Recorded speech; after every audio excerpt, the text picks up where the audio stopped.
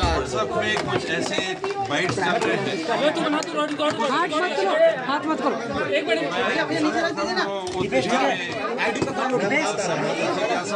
शांति बनाए रखो यार।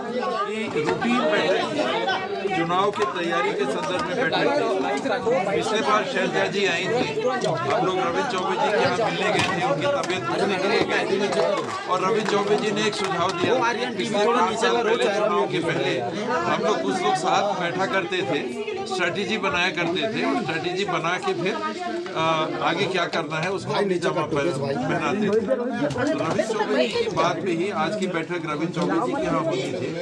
उनकी तबीयत ठीक नहीं थी, इसलिए मुख्यमंत्री जी के यहाँ उन्होंने आउट कराई बैठक और कुछ लोगों को बुलाया गया था। इसमें शैलजा जी उपस्थित थे, मुख्यमंत्री जी उपस्थित थे, पीसीसी प्रेसिडेंट उपस्थित थे,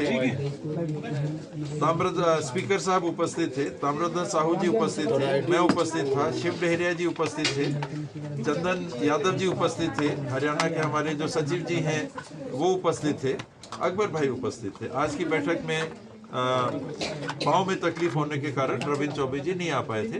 इन लोगों को आज की बैठक में बुलाया गया। लेकिन सर एक चीज, अचानक से शैलजा जी आई, किसी को जानकारी नहीं दी, प्रोटोकॉल जारी नहीं किया गया और एयरपोर्ट पर कोई लेने नहीं गया, तो फिर ये क्या बैठक जब करनी तो अचानक से क्यों?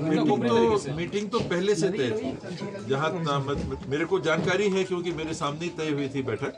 और परसों शैलजा जी का फोन आया था कि आपके भी बाहर जाने की बात आ रही है, तो मैं 16 तारीख को आऊंगी। मैं बल्कि बाहर था, बांधवगढ़ में था, मैं फिर आज की बैठक के लिए मैं भी वापस। फिर प्रोटोकॉल यहाँ जारी क्यों नहीं किया गया? फिर प्रोटोकॉल जारी क्यों नहीं किया गया रायपुर में? ये जो आप प्लानिंग करेंगे चुनाव के लिए तो स्वाभाविक है कि वो गोपनीय होगी ही और आगे भी ये बैठकें होंगी, इनका सिलसिला आगे भी चलेगा और वो पूरी तरह से गोपनीय होंगी।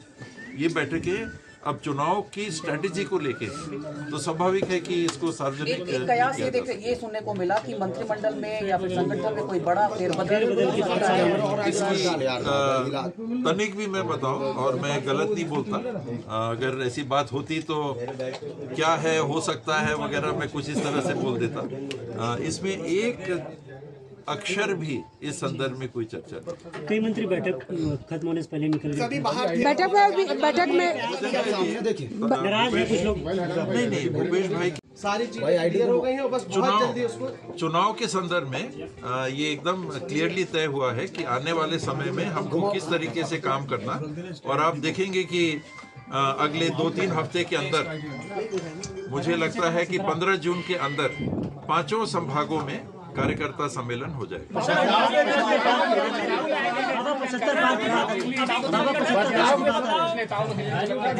ऐसी सारी हो गया।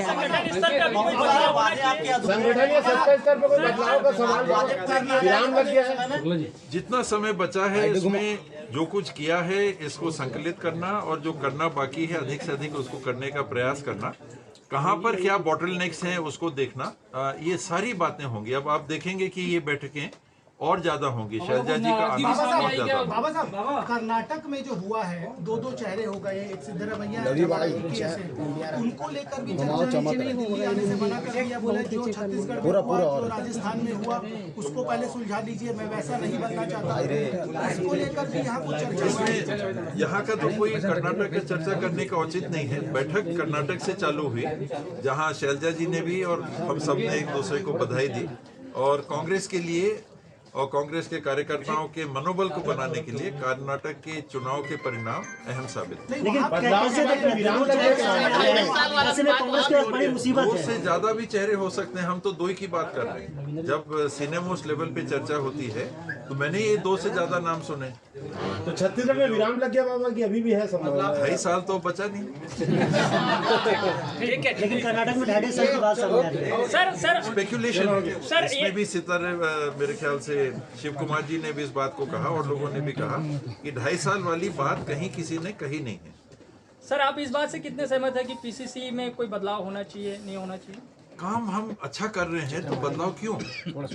75 पार है तो बदलाव क्यों करना है? आज जिन उद्देश्यों के साथ आज बैठक हुई है, जो और फिर समय भी कम है, समय भी बहुत कम है। जिन दिशा निर्देशों के साथ आज बैठक हुई है उसमें सबकी सहमति बन गई है। हाँ, निश्चित रूप से जिम्मेदारियां लेने की सहमतियां पूर्ण है। क्या विधायकों के टिकट कटने को लेकर कोई चर्चा हुई क्या? विधायकों के टिकट कटने को लेकर कोई चर्चा हुई क्या? वो पहले तो बहुमत में आए, बीजेपी फिर मुख्यमंत्री से इस्तीफा मांगे, तो कांग्रेस का काम है वो इस्तीफा मांगने किस आधार पर मांगे। संगठन का काम है, उन लोग करेंगे। फिलहाल तो चुनाव के मद्देनजर संगठन को और चुस्त दुरुस्त करने के लिए ये 5 संभागीय सम्मेलन, और उसके बाद संभव है कि हमारी जो प्रभारी हैं, हमारे मुख्यमंत्री हैं, पीसीसी प्रेसिडेंट हैं, ये हर जिले में भी जाएंगे, चाहेंगे हर विधानसभा में, लेकिन समय को देखते हुए हर जिले में तो ये जाएंगे संभाग के स्पीकर की मौजूदगी इस बैठक में थी और आमतौर पर संगठन की बैठकों में विधानसभा अध्यक्ष नहीं होते हैं। ये कांग्रेस की बैठक थी।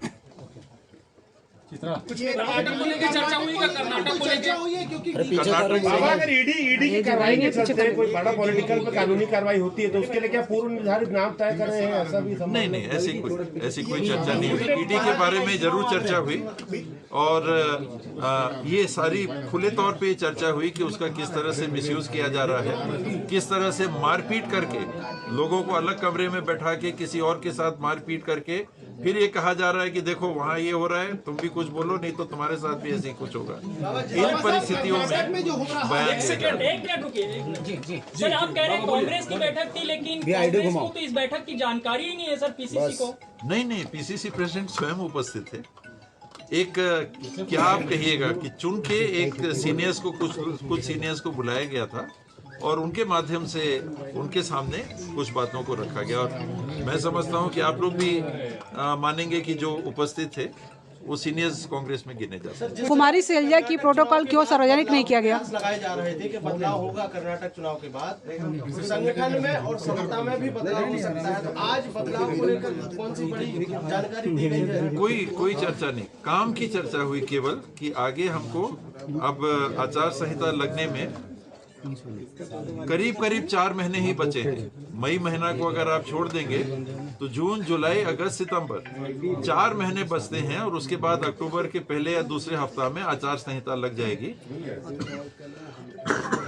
इस दरमियान सरकार ने जो काम किया है, और इसकी भी चर्चा हुई, मैंने भी इस बात को रखा कि हमने जो पॉलिसीज इंप्लीमेंट की हैं, चुनाव जीतना तो लगभग क्लियर दिख रहा है, बाकी और जो बातें हैं, जो परिस्थितियां हैं, उनको और स्मूथ आउट करके लोगों से बात करके कार्यकर्ताओं के मन में क्या है, अन्य लोगों के मन में क्या है, वहां तक पहुंच के और जिम्मेदारियां सबको दी।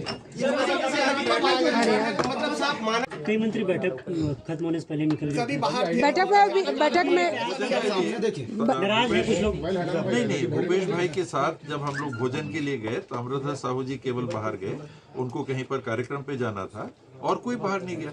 आज मेरा भी फास्ट है, लेकिन मैं भी वहीं साथ में बैठा था, मैंने पानी पिया, आम लेके आया हूँ, भूपेश भाई के यहाँ से 4 आम मिले हैं। मैं क्योंकि वहाँ खा नहीं पाया तो मैंने कहा मैं ले जाता हूँ, तो उन्हें गाड़ी में रखवाए। बैठक में कुछ विशेष निकला? बड़ा कोई निर्णय विशेष पूरा कि चुनाव की अब तैयारी के लिए एक पूर्ण स्ट्रेटेजी बना के कैसे काम करना। संभागीय कार्यकर्ताओं की बैठक होंगी जिसमें ब्लॉक लेवल के, जोन लेवल के, सेक्टर लेवल के पदाधिकारियों को बुलाया जाएगा, जनप्रतिनिधियों को बुलाया जाएगा, ब्लॉक इत्यादि लेवल के, और हर 5 संभाग में ये प्रथम दौर में ये बैठकें होंगी।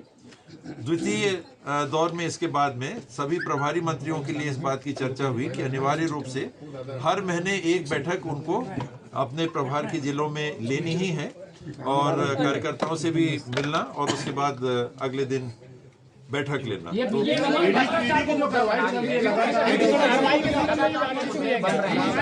वही बीजेपी है जो भ्रष्टाचार की बात करने की कोशिश कर रही है, जिनने हमने देखा कि कर्नाटक में क्या हुआ, जिनके संदर्भ में हमने छत्तीसगढ़ में देखा, नान घोटाले के संबंध में, फॉरेन अकाउंट्स खोले जाने के संबंध में, अन्य मुद्दे जो उस दरमियान उठे थे, उसमें एक भी जांच क्या ईडी ने या केंद्रीय किसी एजेंसी ने की आज तक?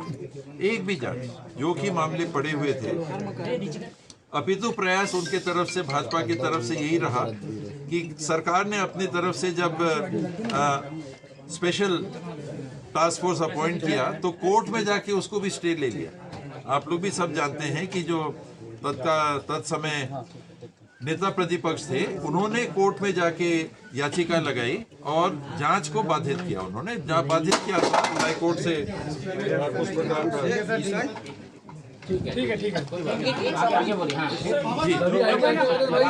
बीजेपी को भ्रष्टाचार के संबंध में तो चर्चा करने का कोई नैतिक अधिकार नहीं है।